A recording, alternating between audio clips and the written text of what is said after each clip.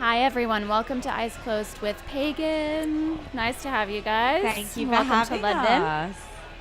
Very cool. Did you want to? You're like, It's lovely to be here. Awesome to have That's you. all I wanted to say. Great. I got it in. That's your statement. Sweet. Flying start. This is great. I'm loving it already. Speaking about you guys as a band, as people, what skills do you appreciate or admire about each other? It doesn't have to be musical. Just sort of, something about each other. About Dan, he's really, really funny. He makes everybody Well laugh the most.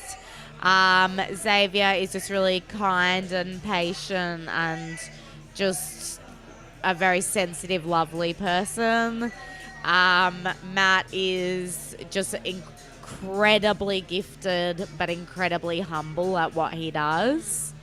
And I am just awesome, Kidding. No need to. No need to. Did elaborate. Dan have anything to say? Xavier is a very thoughtful gift giver. So if you tell him like very subtly that you need like socks, he'll remember that, and the next time it's your birthday, you'll get a pair of socks. Like, he's very, very thoughtful. Matt Marasco is the most insanely organized person. Wow. Like, to the point where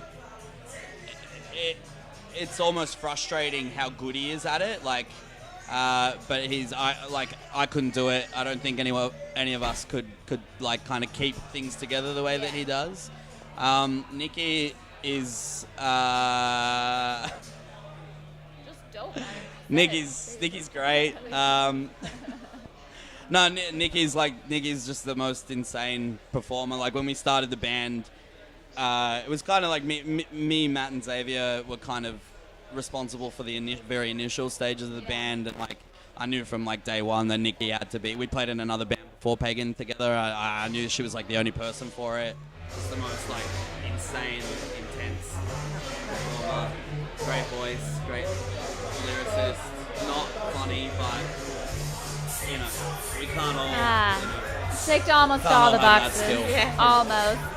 And speaking of performing, obviously your live performances are really crazy, fire, energetic. How do you kind of get hyped up before you go on stage? I personally need to zen out for about at least 10 minutes. Right. I have to get into my own head, like my own little zone where I'm not really interfered, and I do heaps of warm-ups. It's really naff. I wish I had something really exciting to say, but That's it's like anyone who wants to do heavy vocals safely, if they don't warm up, it's not a good idea. Not a good idea. So yeah, I like to get into a zone, and then it's quite cute. Like, sometimes if we get the chance, we'll do like a bit of a huddle all together, which is really nice, like exchange of energy. I just drink and smoke, but it's sort of for that reason though. Like, I don't try to get like psyched. I'm like Nikki. Like, I just try to relax. Yeah. I get psyched when we start playing. So like, Okay. for me, it's sort of like more about calming nerves than trying to, I guess, build energy. Okay. So yeah, but just try to zen, and the easiest way for me to do that is just to sort of sit somewhere and have a few drinks and talk to whoever's around. So Blackwash came out. Congrats on that. Thanks. It's really dope. I mean, it's really heavy. It's really dope. Is there a song off of it that you think has a particularly powerful meaning or message? I mean, all of the songs I write with a lot of intention to get a message across, and they're all very personal in their meaning. I think maybe one that has like a very powerful message would be Blood Moon, because I wrote that very much about being a female, and a female who has dealt with a bad relationship in the past, and being put down for being somebody who feels a lot of emotion, and maybe more emotion than a man may feel. Yeah. And how I went through like a stage of feeling so incredibly unattractive for being that way and being a woman. And it's kind of a bit of a fuck you to like people who think that it's a negative thing to be sensitive and emotional. I love that that's being addressed in your music. Yeah, I think it's really important and to call that behavior out. Yeah, exactly. And it is something that I felt so passionate about when we were writing the album, because I'd gone through a really horrible breakup and I felt like I was the problem. Yeah. And because that blame was pinned on me, when I'd finally ended it, I was able to reflect and think, you know, I don't actually think I was the problem at all. And I was made to feel really bad for being emotional and being honest. And I think that they're really positive traits in somebody to be honest and share their emotions and feelings. Man, preach. Like, I'm feeling that so hard right now. Maybe we'll have a separate conversation after this. Exactly. I want to talk a little bit about the specific sort of look and feel of Pagan. Like, your band comes with a certain sort of aesthetic. How important do you think that is to your band? I think it's super important. I think I would almost say that it's equally as important as the music itself. And that's maybe not for every band, but for us it is. Like, we very early on, I think we decided that we wanted Pagan to be something that was more than just songs. Yeah. We wanted it to become its own world. Yeah. So that if you're interested in the band, you can kind of really immerse yourself into this world, I guess, that we kind of create. So everything from like all of our artwork and all of our, all our social media, everything it's all, I think, equally as important as the next thing. Yeah, it's cool. And it's fun too, because it creates all these other outlets for us to be able to like do things. Like Nikki is an actor by trade. Yeah. So like she's quite conceptual when it comes to our music videos. So that's sort of another outlet that she gets to, express herself with through the band.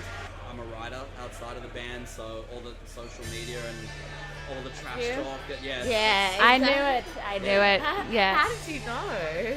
I mean, just saying you're a writer, it's amazing. Thank you so much. Like, honestly, I encourage everyone to just go to their socials and check out the captions. I mean, Instagram, it's an art form in itself. It's embarrassing how much time I spend on our Instagram. Like, it's actually crafting it. Yeah.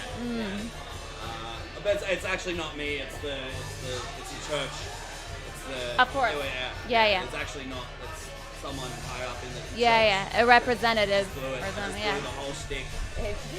What's sort of like a stage gimmick that, like, imagine someone gives you unlimited budget, like a ridiculous stage gimmick that you'd like to kind of perform, or not perform, question. but like. I would like to fly. Honestly. Yeah, you've always said that. Yeah. I think we do outfits too, like stage costume changes and stuff. And we were literally just saying yesterday that we really want to hire a stylist. A stylist, as a regular thing. Yeah.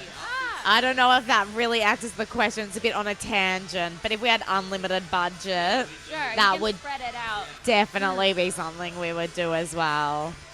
That's awesome. I'd maybe say we'd get a rotating drum kit too. I just feel like it's a bit overdone now, though. With fire coming out of it though. Fire, I would have thought. Yeah. I think we have a rotating bass thing where you spin around. Everyone rotates. The whole band. All the way and rotate all kinds of Drums directions. will do everything. We could just be like on a carousel. The whole crowd rotates. The crowd rotates around you. Yeah. I mean, yeah. Okay. So you got some ideas? That's awesome. My final question is: do you want to shout out any female artists? A band from Brisbane called Blind Girls are really amazing.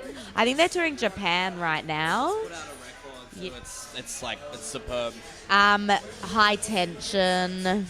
So Lauren Hamill and Karina Otamu both are in that band. They're both amazing. And Mike, who plays guitar in that band, recorded our album.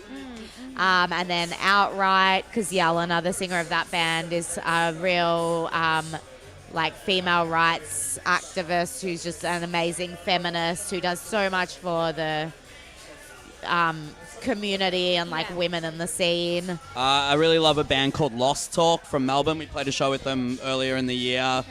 They're really cool. There's a bunch of girls that play in that band. There's so many members, and there's 10 people in the band, and they've got 3 drummers and stuff. It's just very hectic, very crazy. Crave Death are great. Masochist are a great female-fronted hardcore band from up north in Australia. Not hardcore bands. Hanny J, who plays for Clowns, her side project. They're kind of folk punk.